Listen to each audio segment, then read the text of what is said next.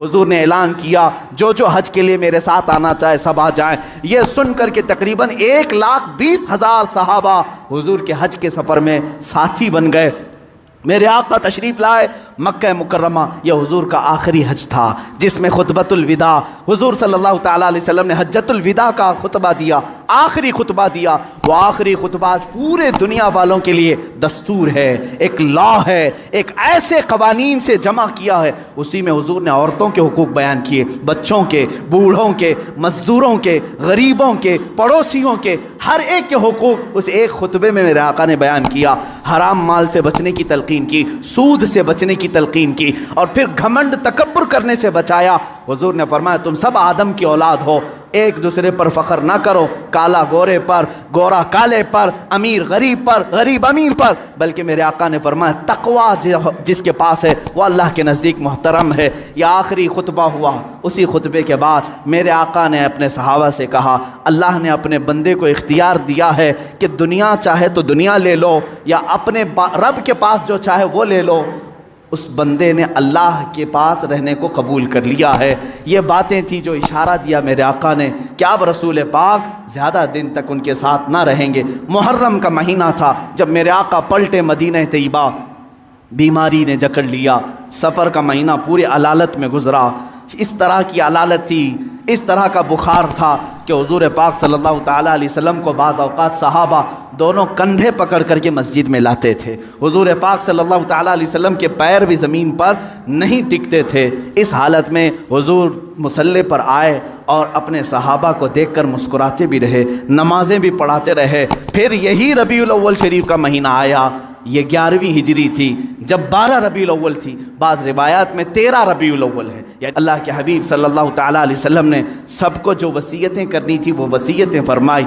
माँ आयशा सिद्दीक़ा के हुजरे में आराम करते रहे। अल्लाह के नबी सल्लल्लाहु तआला अलैहि वसल्लम को बुखार शिद्दत का था, बार बार मिसवाक तलब करते थे या पानी के छींटे चेहरे पर मारते थे और फिर कहते थे ये सकरात, ये नज़ा का वक्त कितना शदीद होता है, कितना शदीद होता है। माँ आयशा कहती हैं अचानक मैंने देखा दरवाज़े पर किसी की दस्तक हो रही है। मैंने कहा अल्लाह के रसूल आराम कर रहे हैं। हुजूर ने फरमाया आयशा वो कोई और नहीं मलकुल मौत इज़राइल है, वो किसी के आने के लिए इजाज़त नहीं मांगता।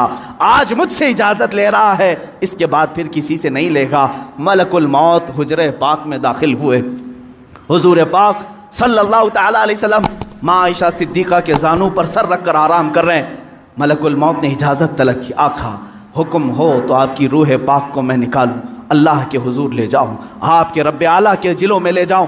रसूल पाक सल्लल्लाहु अलैहि वसल्लम ने उससे पहले जानते हो क्या पूछा था? मेरा दिल दर्द करता है। मलकुल मौत से सिर्फ इतना पूछा। ये वो वक्त होता है नज़ा का वक्त जिस वक्त बाप अपने बेटे को भूल जाता है, भाई बहनों को भूल जाता है, बल्कि अक्सर तो लोगों को अपना नाम तक याद नहीं होता। सकरात के वक्त जाओ लोगों के बिस्तरों के पास, हम कलमा पढ़ाते रहते हैं, कलमा आता नहीं, लोग बोल नहीं पाते। ये वो हालत होती है नज़ा की। लेकिन उस वक्त मेरे आका सल्लल्लाहु अलैहि वसल्लम मलकुल मौत से यूं कहते हैं ए इज़राइल, ये जो नज़ा का दर्द है क्या ये दर्द मेरी उम्मत को भी दिया जाएगा? क्या ये सकरात का दर्द मेरी उम्मत को भी दिया जाएगा? मलकुल मौत ने कहा मौत से पहले हर एक को सकरात से गुजारा जाएगा। मेरे आका रो पड़े, वाह उम्मती ही, वाह उम्मती ही, है अल्लाह मेरी उम्मत, है अल्लाह मेरी उम्मत, क्या वो नज़ा और सकरात को बर्दाश्त कर पाएगी? रब ताला ने हुक्म दिया है हबीब आप गम न करें, आप अपने उम्मतियों को ये बशारत दें कि जो हर नमाज के बाद आयतल कुर्सी पढ़ता रहे हैं वो दुनिया में रहेगा, उसकी रूह अल्लाह फरमाता है मैं खुद कब्ज़ करूँगा, उसे एहसास ना हो। रसूल पाक सल्लल्लाहु तआला अलैहि वसल्लम हज़रत आयशा से बात कर ही रहे थे। आखिरी जुमले मेरे आका के अस्सलात अस्सलात, नमाज नमाज, और तुम्हारे हाथों के नीचे जो मजदूर हैं उनका ख्याल करो। इतना कहा और हुजूर पाक ने हमेशा के लिए अपनी आंखें बंद कर ली। मेरे आका के लबहाए मुबारक बंद हो चुके थे। हज़रत आयशा कहती हैं मैं बात करती रही, मैं बात करती रही, मैं ये सोच रही थी कि हुजूर अब बोलेंगे, तब बोलेंगे। काफ़ी इंतज़ार के बाद भी हुजूर बोल नहीं रहे थे। अब वो कभी नहीं बोलने वाले थे ज़ाहिरी अल्फाज। अचानक अबू बकर सिद्दीक़ हुजरे में आए। हज़रत आयशा बातें कर रही थी, हज़रत अबू बकर सिद्दीक ने देखा, पेशानी मुबारका को बोसा दिया और इन्ना लिल्लाहि व इन्ना इलैहि राजिऊन पढ़ा।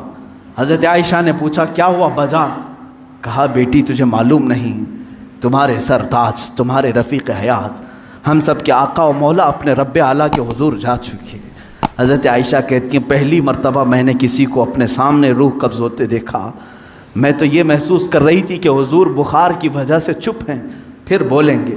सैयदा कायनात फ़ातिमतुज़ ज़हरा सलामुल्लाह अलैहा आई, वो ख़ानदान में तन्हा बाकी थी, हुजूर की सारी औलाद उनके सामने फौत हो चुकी थी, हज़रत फ़ातिमा अकेली रह गई थी। हज़रत फ़ातिमा ने हुजूर पाक के जिस्म नाज को देखा तो कहा, ए बारे इलाहा, ज़िंदगी में आज से पहले या आज के बाद इससे ज़्यादा कठिन दिन मुझ पर कभी नहीं आया, फ़ातिमा पर इससे ज़्यादा बोझल दिन कभी नहीं आया।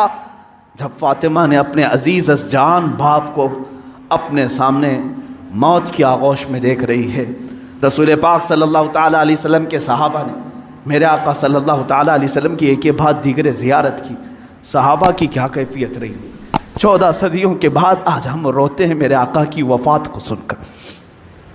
वो आफ्ताब आलम हमारे दरमियान से रूपोश हुआ, वो महताब रिसालत गुरूब अगरचे हुआ, लेकिन आज भी जब वाक़यात सुनते हैं तो रोते हैं। सहाबा की क्या कैफियत रही हुई, यही कैफियत थी। हज़रत उस्मान तो किसी से बात करना ही छोड़ चुके थे, उन्हें कोई उठाता तो उठते नहीं, बिठाता तो बैठते नहीं। हज़रत उमर का हाल ये था कि वो नंगी तलवार निकाल कर कहते खबरदार, अगर कोई कह दिया कि मेरा रसूल इंतकाल कर गया मैं उसकी गर्दन उड़ा दूंगा। मेरे हबीब का इंतकाल नहीं हुआ, वो अपने रब से मिलने के लिए गए, वापस आएंगे। हज़रत उमर मदीने में इस तरह घूम रहे थे। अज़ीज़ान गिराम वक़ार, रसूल पाक सल्लल्लाहु ताला अलैहि वसल्लम पीर के दिन इंतकाल फरमाए और बुध के दिन तक आपका जिस्म मुक़द्दस रखा गया। जमातें आती रहीं, पढ़ती रहीं, मलाइका ने जनाजा पढ़ा।